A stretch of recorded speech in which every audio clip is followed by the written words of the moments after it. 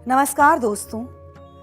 हिंदुस्तान की जमीन पर कई ऐसे रहस्य हैं जिन्हें सुनकर या देखकर बड़े से बड़े एक्सपर्ट्स को अपनी आंखों पर भरोसा नहीं होता, क्योंकि जो दिखता है उसे दिमाग सच नहीं मानता और जो सच है उसे कोई झुठला भी नहीं पाता। आज हम ऐसा ही एक अजूबा आपको दिखाने जा रहे हैं जिसकी हकीकत एक बार फिर आपके जहन को घुमा कर रख देगी।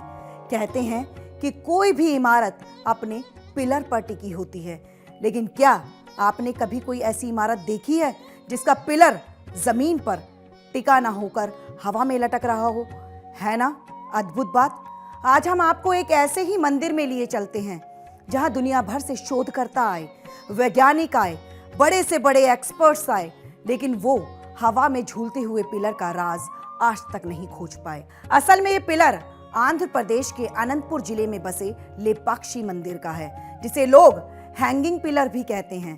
कहते हैं कि इस मंदिर का इतिहास रामायण काल से जुड़ा है। हवा में झूलते पिलर का राज भी रामायण काल में बसा है, जिसे सुलझाने की कोशिश तो कई बार हुई, लेकिन परिणाम कुछ ना मिला। तो आइए समझते हैं कि आखिर लेपाक्षी मंदिर का रामायण काल से क्या कनेक्शन है। लेपाक्षी मंदिर में हवा में झूलते पिलर का आखिर क्या राज है? वो कौन सी शक्ति है जिसकी वजह से ये पिलर सदियों से हवा में झूल रहा है, लेकिन मंदिर की दरो दीवार को कोई भी कभी भी नुकसान नहीं हुआ? वो कौन सी शक्ति है जो हवा में झूलते इस पिलर के पीछे है? Hanging pillar of Lepakshi temple से जुड़े कई सनसनीखेज राज आज हम आपको इस रिपोर्ट में दिखाएंगे। लेपाक्षी मंदिर के हैंगिंग पिलर का रहस्य समझने के लिए साथियों हमें आंध्र प्रदेश के अनंतपुर चलना होगा। अनंतपुर में बना है रामायण काल का ये लेपाक्षी मंदिर। लेपाक्षी मंदिर का इतिहास: लेपाक्षी मंदिर वीरभद्र स्वामी को समर्पित है। मंदिर के इस अनोखे खंबे को आकाश स्तंभ के नाम से भी जाना जाता है, जो जमीन से करीब आधा इंच ऊपर उठा हुआ है। मान्यता है कि खंबे के नीचे से कुछ गुजारने से घर में सुख समृद्धि आती है। यही वजह है कि यहाँ आने वाले श्रद्धालु खंबे के नीचे से कपड़ा आर पार कर निकालते हैं। श्रद्धालुओं का मानना है कि ऐसा करने पर घर में सुख और समृद्धि आती है। कहा जाता है कि मंदिर का खंभा पहले जमीन से जुड़ा हुआ था, लेकिन एक ब्रिटिश इंजीनियर ने यह जानने की कोशिश की कि मंदिर का पिलर कैसे और किस पर टिका हुआ है और इसको हिला कर रख दिया। तब से ये खंभा हवा में ही झूल रहा है। मंदिर के इष्ट देव भगवान शिव के क्रूर रूप वीरभद्र हैं। वीरभद्र महाराज दक्ष के यज्ञ के बाद अस्तित्व में आए। इसके अलावा यहाँ भगवान शिव के अन्य रूप अर्धनारीश्वर, कंकाल मूर्ति, दक्षिण मूर्ति और तिरुपुरातकेश्वर मौजूद हैं। यहाँ विराजमान माता को भद्रकाली कहा जाता है। कुर्मा सेलम की पहाड़ियों पर बना ये मंदिर कछुए की आकृति में बना हुआ है। मंदिर के निर्माण को लेकर कई मान्यताएं हैं। माना जाता है कि इस मंदिर का निर्माण अगस्त्य ऋषि ने करवाया था और मंदिर का इतिहास भी रामायण कालीन बताया जाता है।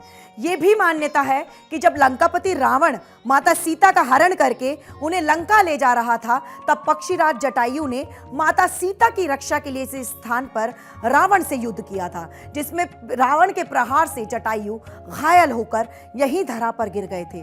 वहीं बाद में जब श्री राम माता सीता की खोज करते हुए इस स्थान पर पहुंचे, तब उन्होंने जटायु को घायल अवस्था में देखा था, जिसके बाद जटायु ने श्री राम को यह पूरा वृतांत बताया था।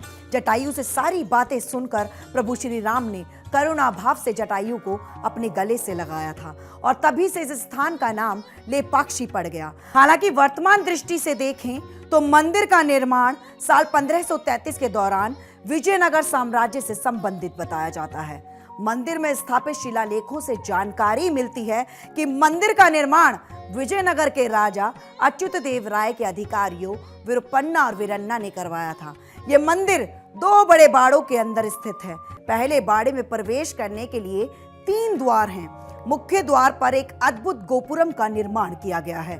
दूसरे बाड़े के केंद्र में अंतर्मुखी मुख्य मंदिर स्थित है। मंदिर में गर्भगृह, अंतराल, मुख मंडप, प्रदक्षिणा मार्ग और कई विशाल स्तंभों वाला एक हॉल भी है। मुख मंडप के पास एक पूर्वमुखी भगवान विष्णु को समर्पित मंदिर स्थित है। वहीं भगवान विष्णु के मंदिर के समक्ष भगवान शिव को समर्पित एक दूसरा मंदिर भी है, जिन्हें पाप विनाशेश्वर के नाम से जाना जाता है। इनके साथ ही तीसरा मंदिर भी है, जिसे पार्वती तीर्थ कहा जाता है।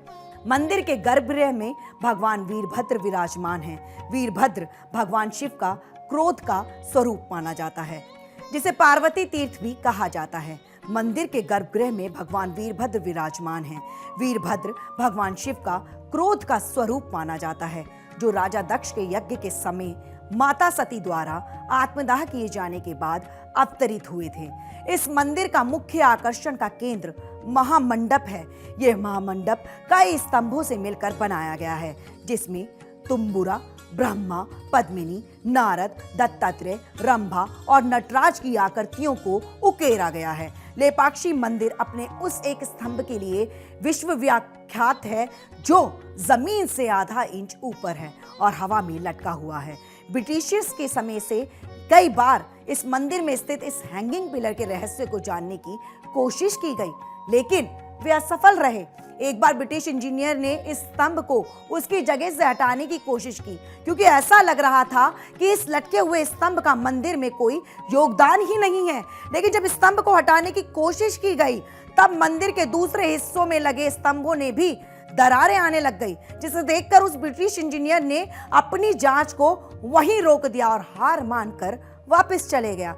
इसी के साथ इस मंदिर में एक पैर का निशान भी स्थित है, जो त्रेता युग का माना जाता है। कई मान्यताओं के मुताबिक पैर के निशान भगवान राम के हैं, जबकि कई लोगों का मानना है कि ये पैर के निशान माता सीता के हैं। लेपाक्षी मंदिर को लेकर एक और मान्यता है। दरअसल कई बार वैष्णव यानी भगवान विष्णु भक्त और शैव यानी भगवान शिव के भक्त के बीच सर्वश्रेष्ठ होने की बहस शुरू हो गई, जो कि सदियों तक चलती रही, जिसे रोकने के लिए ही अगस्त्य मुनि ने इस स्थान पर तपस्या की और अपनी तपस्या के प्रभाव से उन्होंने उस बहस को खत्म करवाया था। उन्होंने भक्तों को यह भी याद दिलाया था कि भगवान विष्णु और भगवान शिव एक दूसरे के पूरक हैं। मंदिर के पास ही भगवान विष्णु का एक अद्भुत स्वरूप रघुनाथेश्वर का है, जहां भगवान विष्णु भगवान शंकर की पीठ पर आसन सजाए हुए स्थापित हैं। यहाँ विष्णु जी को शिव जी के ऊपर प्रतिष्ठित किया गया है, जो रघुनाथ स्वामी के रूप में स्थापित हैं, इसलिए वो रघुनाथेश्वर कहलाते हैं। मंदिर से सिर्फ 200 मीटर की ही दूरी पर आप एक विशाल नंदी प्रतिमा को पत्थर के एक खंड में देख सकते हैं। ये विशाल संरचना 27 फीट लंबी और 15 फीट ऊंची है और दुनिया की सबसे बड़ी उकेरी गई बैल प्रतिमा है। बैल पर नक्काशी और डिजाइन इतने खूबसूरत हैं कि ऐसा लगता है कि इन्हें मशीनों के बिना बनाना संभव नहीं था। आज भी आर्किटेक्ट्स इस डिजाइनिंग को लेकर आश्चर्यचकित हैं। मंदिर परिसर में एक अधूरा मैरिज हॉल या कल्याण मंडपम है। माना जाता है हॉल शिव और पार्वती के विवाह के जश्न मनाने के लिए बनाया गया था।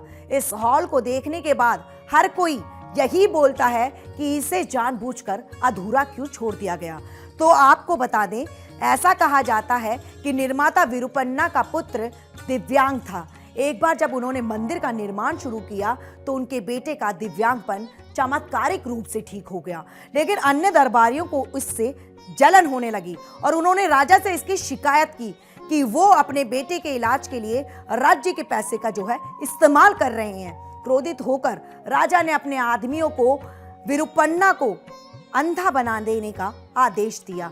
अधूरे मैरिज हॉल की दीवारों पर लाल धब्बे उसकी आंखों का प्रतिनिधित्व करते हैं और इस घटना के बाद कोई भी हॉल को पूरा नहीं कर पाया।